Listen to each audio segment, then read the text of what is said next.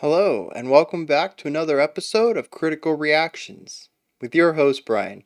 We're going to finish up today with a special selection, which is where one of you tell me exactly what it is you want me to check out. If you have your own song you would like to submit for special selection, you can find a link to do so in the description below. Today's special selection comes at us from Benny. It says Stryper, Yahweh. As you may know, YouTube compresses the audio of their videos, so I downloaded a lyric video of the song from YouTube and exchanged the audio track for a hi-fi version. If you got some high quality dual speakers or subwoofers, I suggest using them over headphones for this song. Alright, so let's dive into this. We got some Stryper here. And yeah, let's check out what they're bringing to the table.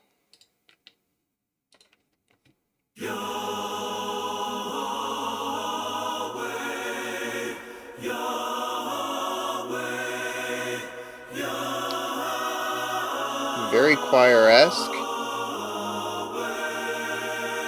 There's a very high-pitched tone over there on the right side.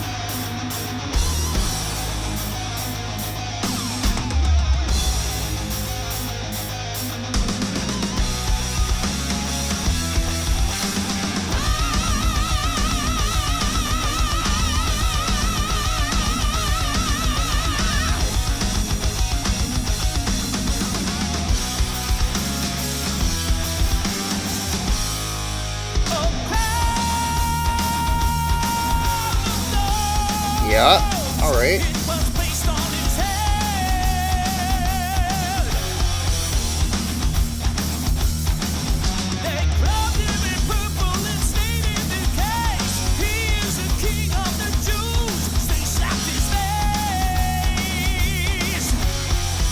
Really great vibrato.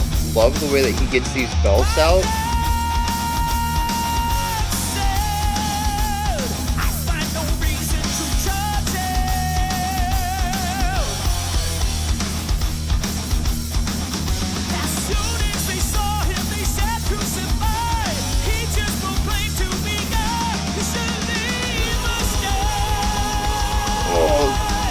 The resolution into this progression, so clean.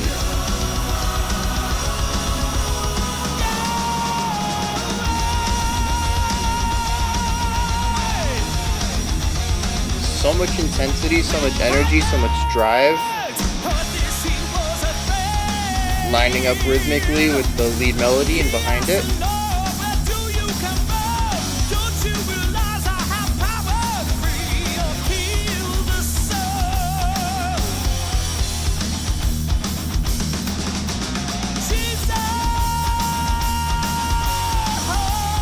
Holding out these notes, man.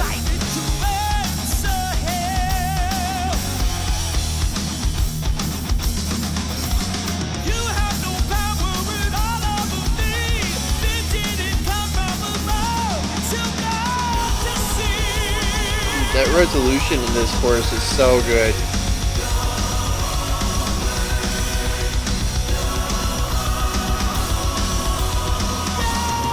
Those bass kicks just driving all this energy forward.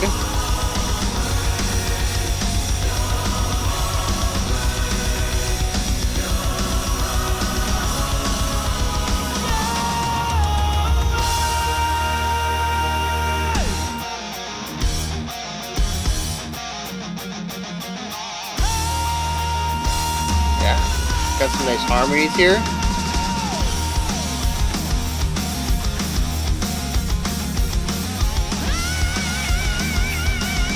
Interesting too on those straight eighth notes. One instrument is sort of staccatoing them, the other one's letting them ring a bit.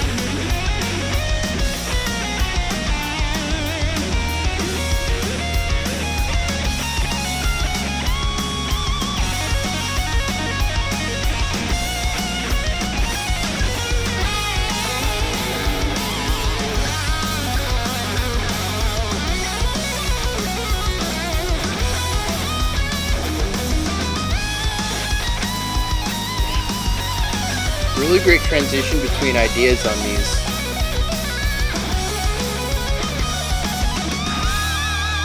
You can still feel the 2-bar ideas, but they just transition into each other real nicely.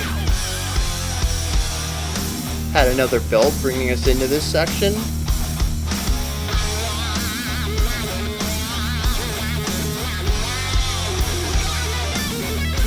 Ooh.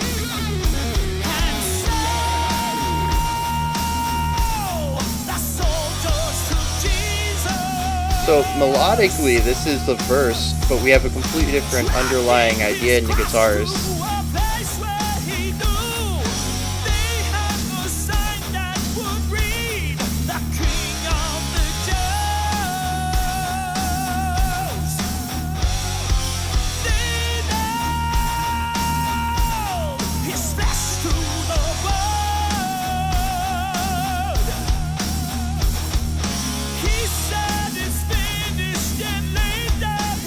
I think this is just a hair bit slower than the other verses though.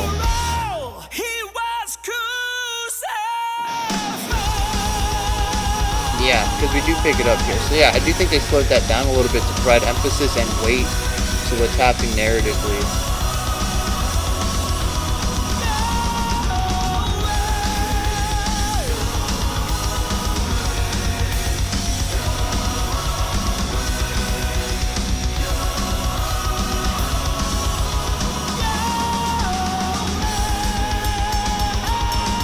Oh man, that bell work.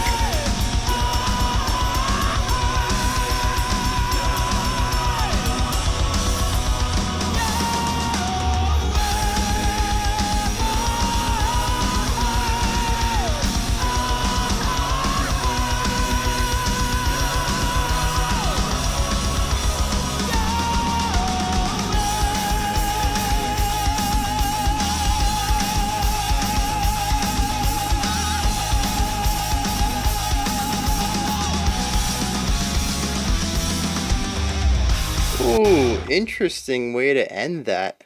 That penultimate chord there was tense, not really something they explored too much up to that point.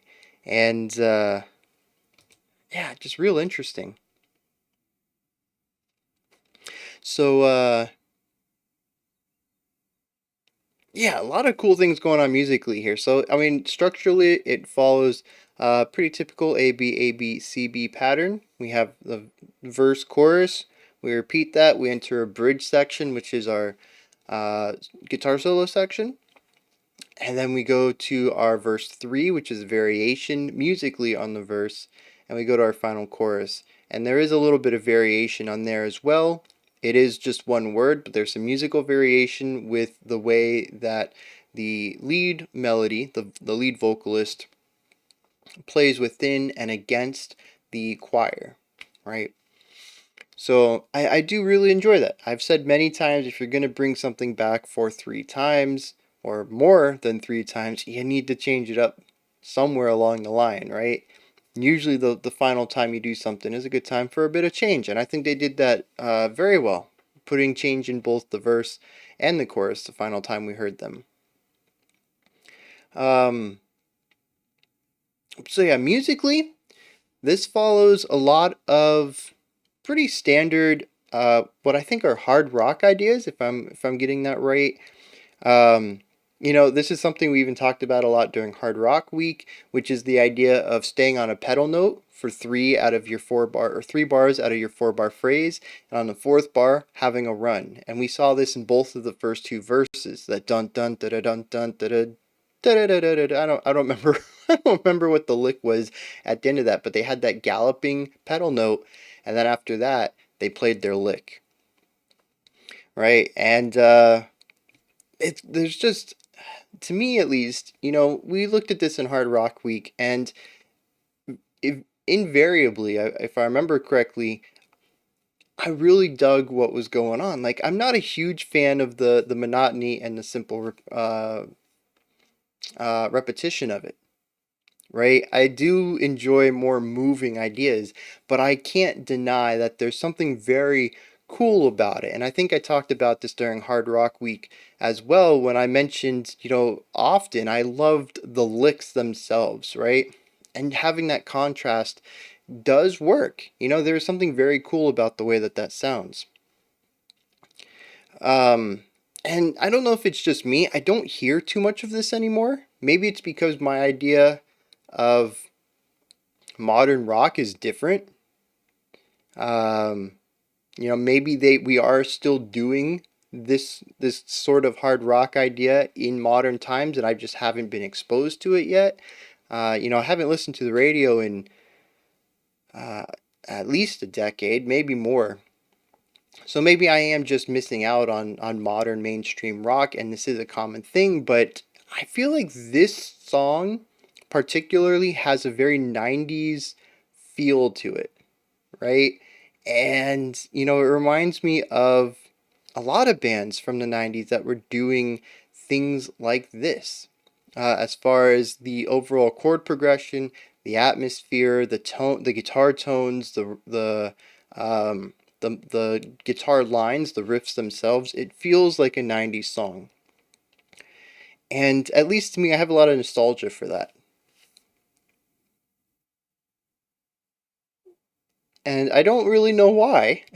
It's not like I listen to this all the time, but I do. And I even despite the fact that this isn't my favorite kind of way to write a guitar riff, especially in the chorus, because their choruses are, I mean, their verses are a bit extended, right?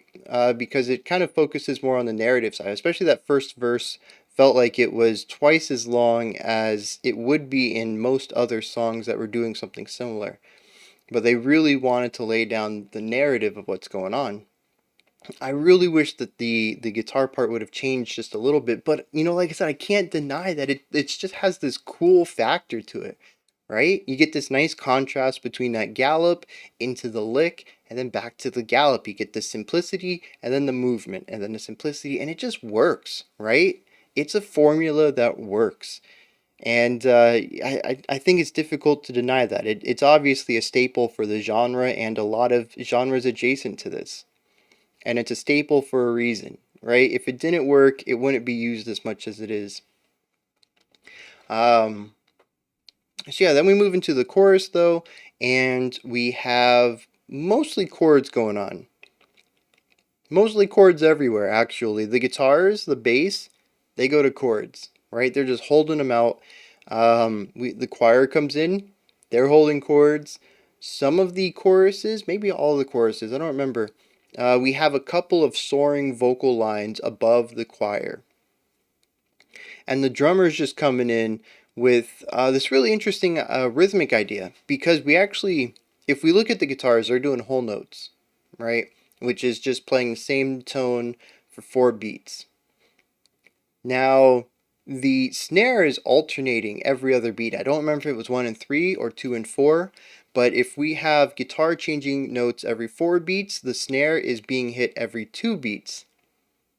And then the bass kicks are going every, I don't remember if it was every beat or every other, or every half of a beat. But we definitely have this breakdown of, holding out the notes themselves for a while, hitting the snare twice as often, and I think hitting the bass kicks twice as often as the snare, and this is perfect division in half. And it creates this rhythmic layering where we have all these sounds coming together that just perfectly work alongside each other to demonstrate different aspects, like the drum or the bass kicks, because they're going so frequently, provides a lot of driving force here. The snare has a very clear, sharp hit to it. It provides the direction and the stability. It reminds you where I believe it's 1 and 3 are. And then the guitars are just holding out these notes to create the foundational, the musical foundation for this section. And I am curious if the choir is what kind of chord they're playing on top of the guitars, because the guitars to my ears sound like power chords, which is just a fancy metal term. So it's power, right? But it's just the root, the fifth, and the octave, and the octave is just the root, uh, you know, 1 octave up. So we're only playing 2 notes really in power chords. We're playing 1 note twice, just higher up. So, they're playing power chords, and I'm curious if the choir is doing something adjacent to power chords, or if they have a different chord style that they're working within. I couldn't really tell here. I've talked about it before. Chord qualities and naming chords. I don't really have the ear for that. I can tell you the emotion that the chords are moving through. I don't have the perfect pitch to tell you what chord I'm listening to. So I am curious if the choir is doing something closer to, traditional hymn stacking, if we're getting a triad that's closer to church music, or if it's still a triad that works within the concept of rock. I really felt it kind of pulling both ways, so maybe it is a midpoint between the two styles of chord creation, but like I said, I don't have the ear to really figure that out, especially on a first listen. I can sit here and transpose it note by note, but that's going to take me a while. Um, it's also going to be a lot of trial and error. Um, So yeah, this is a huge departure from the forward momentum and drive that we heard in the verse, which has that galloping in it, and then the run, and then back to the galloping. Like there's always this sort of underlying tension that sort of erupts in the chorus. And at this point, I think I really just need to put a light on the vocalist. I don't think we've heard the first big. Actually, we started the song with a belt, didn't we? Maybe. And I don't know the actual definition of a belt. So for those, I mean, for those who don't know the terminology, in my mind, it's usually a higher range note with just a lot of power behind it, and at least in my experience, typically a pretty wide vibrato, which is that wah wah wah wah wah wah. It's the waviness that a vocalist usually don't use their mouth. Usually, I think it's more of a vocal cord technique. I'm not a vocal coach though. Go find a vocal channel if you want more information about this. But that's what I mean. When he hits those really high notes though, and they just have like all the strength and power behind it, that's belting, right? And I think he hits one when we begin the song, but the one time I distinctly remember being the first time was moving into the guitar solo. And he just it is just powerful, right? And I think some of it is production because there is a very large echo off of it. So there might be just a hair bit of production elements to give it the extra oomph to really give it that power. But I mean, the dude has a lot of strength, and I think, again, I'm not a vocal coach, but I think he's using a mixed chest and head voice, which is really giving him some of that extra strength. He's getting the range of his falsetto, but getting some of that extra punch of his chest voice. And then, and then just putting that wide vibrato on it, and it just sounds so good. Again, I have nostalgia for this, right? It kind of harkens back to some of the stuff from the 90s and even a little bit before that. Power metal was big on this, and not power metal, hair metal had a lot of the style of belting in it. It also makes me think of Dio, right? Just having this real strong belting power to get these high notes with that sort of strength behind it. It doesn't have the airiness of a falsetto, but it has the range of one, and then it has the power and the vibrato, man. I think the vibrato is what sells it. Like if you just get to that high note and just hold it, it doesn't work. It just sounds kind of flat. But when you put that vibrato on it, it gives it this energy. And again, much like the guitar riffing at the beginning, it works. There's an undeniability about it, and that's why it became a big standard. A lot of people utilize this type of singing. And things don't become standards because they're terrible. They become standards because they work. So yeah, I mean, like I just have a very huge nostalgia for a lot of the musicality in this song. I don't know when it was written, but to me it feels very 90s. And like I said, I have a big nostalgia for that time period. So moving into the bridge, aka the solo section, I think this is where I started to get a big sense of their melodic writing. I noticed that they had some interesting phrasing going on in the vocals in the verse. All right, sometimes they'll have a line with a lot of syllables, and then the next time the line comes in and it's not. They're kind of holding out more and more syllables to fill the space. And I think one time there was even this large gap I think an entire moment where words were typically spoken just weren't. And it's a very interesting way to go about melodically phrasing this lead line. At least to me, there's a lot of character to it.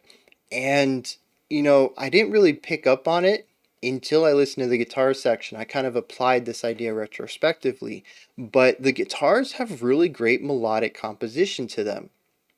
Like I mentioned during the reaction, there you can feel the 2-bar blocks, right?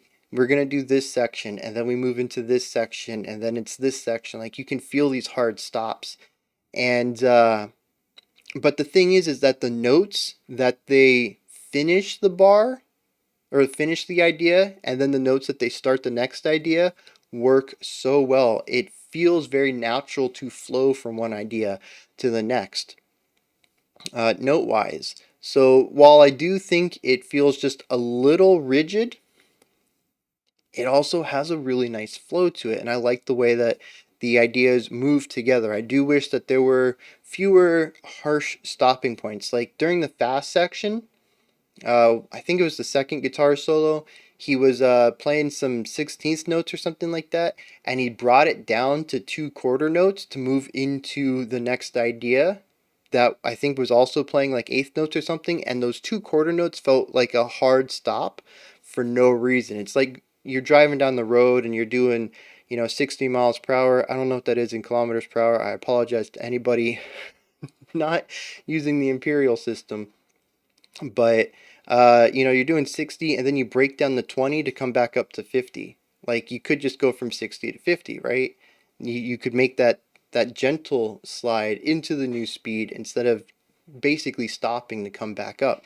And that's what it felt like in that specific section. And that's what I mean by harsh transitions, right? Where it feels like this idea was coming to a close, and maybe if we were going into a slower idea or an idea that played around with quarter notes and half notes, it might not have been so, it might not have stood out to me as much.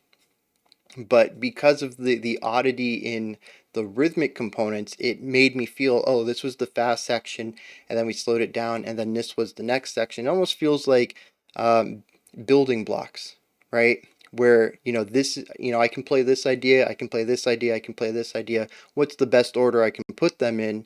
And that order is not always going to work because your beginnings are not written with your endings in mind, if that makes sense. So some of them are going to flow better than others. However, like I said, the notes themselves do have really nice flow between them. It never feels like we're making massive jumps. It always feels like the final couple of notes have been at least shifted a little bit to match the notes that are coming up next if we're looking at this through the building blocks idea. So again, I don't know if they're actually utilizing building blocks where like I know this idea, and they're just kind of putting the puzzle together, so to speak, of the best order to put the ideas in. It's probably more of an organic style of composition, but that's what it feels like to me because each of those 2-bar phrases feels distinct and unique, and it just happens to be played against the next idea rather than the ideas purposefully being placed next to each other for maximum uh, storytelling, right? And I think that's the big idea right there. When I talk about solos like this that feel disjointed, it's about the storytelling. It's about the ideas, being created with the knowledge of the previous idea and how best they would work to go into each other. And like I said, this kind of gets it. Right, there is an element of flow here in both of the guitar solos. It just feels a little rigid at times. But thinking about the strong melodic writing here and how they get this flow going on, it made me think about the vocalist's flow and the way that he crafted melodic lines. And yeah, like I said, in retrospect, I enjoy that. There's a lot of personality to it. Some of the lines, a lot of the lines feel unique. It doesn't feel like it's following a formula, right? Like a 4-bar formula. There are certainly motifs to it that continue to occur. The beginnings of most of the lines have a familiar cadence to them, but they all kind of have their own flow after they get past the motif, the recurring melodic idea. And it does create a little bit of unpredictability or a little bit of unique nuance to the way that the vocal melody is heard. And that brings us into verse 3. This is the big moment where things change. We have a tempo shift down. We lose that driving guitar riff with the gallops for a new one. This one continues the idea of a pedal tone into a riff, but it feels weightier, it feels heavier. And that gets paired with the slower tempo as well. The vocal melody is not different, though it continues to utilize that recurring motif. And we move from here into a 1 bar break where all the instruments cut out and we just get to hear the vocal doing this belting. And of course, when something like this happens, it draws attention to what is going on. It is a stark difference. It is no different than a quiet song having a loud moment. It's calling attention to itself. This is a loud song having a very quiet moment. And of course, the word that they're focusing on is crucify. This is the climax of the story, right? They really want this moment to stand out, and of course, it did. And then we move into the final chorus, which is an extended chorus. I think we repeat it twice. It's 3 times as long as the chorus has been in the other times. And we have a lot of vocalization in the lead singer on top of the choir. And I don't think the choir and guitar are doing anything different here. They're just repeating what they do for the other verses, for the other choruses. But like I said, the vocalist is really doing some vocalizations on top and, playing around with belting and harmony and just creating different lines that are going against and sometimes within what the choir is doing. It's creating extra tension and extra beauty. So, yeah, I mean, musically, this is a very solid 90s hard rock song. And I don't know if that's accurate. To me, it feels 90s. It might not be from the 90s. It reminds me a lot of hard rock ideas. It might not be a hard rock song. You guys know I'm terrible with genres, right?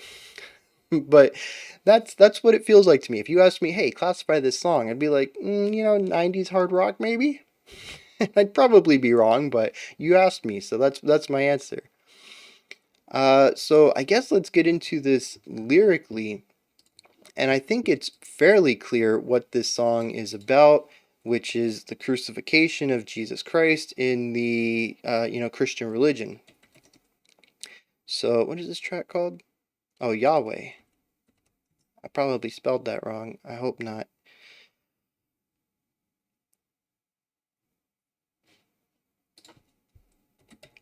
Bear with me for a second. I should have had this pulled up already, and I did not. Okay, so, yeah, fairly short, especially with all the hip-hop we've been listening to this week. The verse... Oh, actually, the third verse is shorter than the other two, but both of the other ones are only 6 lines long, so... Maybe I just wasn't expecting the verse to be that long. Maybe once I was ready for it, verse 2 felt shorter. Like I said, the first one felt quite a bit longer than most songs that would utilize the formula. So it says, a crown of thorns was placed on his head. They clothed him in purple and stated their case. He's the king of the Jews, as they slapped his face. Pilate said, I find no reason to charge him. As soon as they saw him, they said, crucify. He just proclaimed to be God. He surely must die. So yeah, this is straight up just the end of Jesus' life, being brought to trial for his crimes of proclaiming himself to be God, right?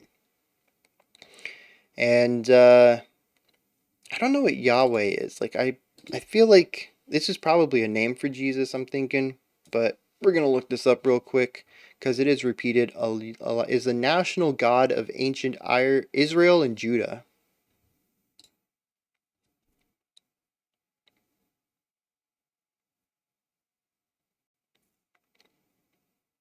Interesting. So if I understand that correctly,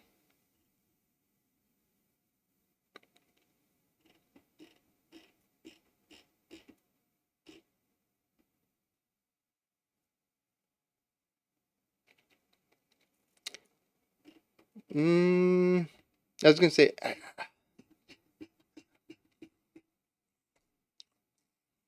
the way that I understand this is a very cursory understanding. I literally just looked up the definition here.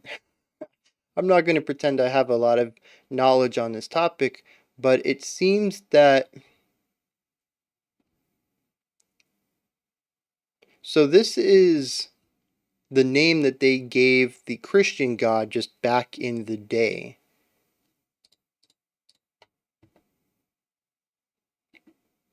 See, in modern days, he's called God in both Judaism and the Abrahamic religions, which is Judeo-Christian, yeah, and Islam. So, okay, I'm getting it here. So this is just, the chorus is just, it sounds like giving praise to, God and of course Jesus in this situation. And, yeah. So we move to verse 2. When Pilate heard that he was afraid, he asked the Lord, "Where do you come from? Don't you realize I have the power to free or kill the Son?" And Jesus finally decided to answer him. And this is the point where there's like that massive pause. Um, to me, it almost felt like, in my millennial mind, it was kind of sarcastic. Like, Jesus finally decided to answer him. Long pause. But, given that it's Jesus, it probably has something to do with his patience and maybe him deciding what would be the best words to choose kind of idea, especially in his position. Um, he says, "You have no power over me. If it didn't come from above, you're too blind to see." And then we move to verse 3. It says, "So the soldiers took Jesus, dragging his cross to a place that he knew, gave up his spirit for all, he was crucified." So yeah, I mean, it's pretty straightforward what the story is about. It recounts a tale from the Bible, and it has a lot of energy and drive to it. And then, of course, like I said, the chorus is very uplifting. And, I even said that there's a little bit of the choir that feels very churchy to me. And I wonder if maybe they are using a quasi hymnic chord to sort of bring in the idea of religious praise into the song, because that's what the chorus feels like to me, right? It's just a chanting of the name Yahweh to to show praise for and thankfulness for, I suppose, Jesus giving his life for all sins to be absolved. That kind of idea right there. And yeah, it's a driving song. There's a lot of intensity. I can imagine if you were in Jesus's shoes, especially since it is stated several times that he didn't know that this was the plan. um, that this must have been a bit of a scary moment for him, right? And there's probably a lot of intensity and adrenaline going on in his blood. And we slow it down for this third verse, which is the big moment, right? This is where Jesus dies. Like, this is the most impactful part of the story, especially if you are a believer of the religion, because this is the moment when all sins can be absolved, when Jesus gives his life to do that. This is a massive moment for the religion. So to give it that extra weight, not only of bringing the tempo down a little bit to increase the weight of the entire section, but also to cut out the instruments for the word crucified, it really gives everything about it that little bit of extra oomph to really power through. And then, of course, we finish off with a very ecstatic praise of Yahweh, right? I mentioned that in this part we even have all those belting vocalizations above the choir. Like, this is definitely somebody just, real excited and to be part of their religion and to have this faith and all that, right?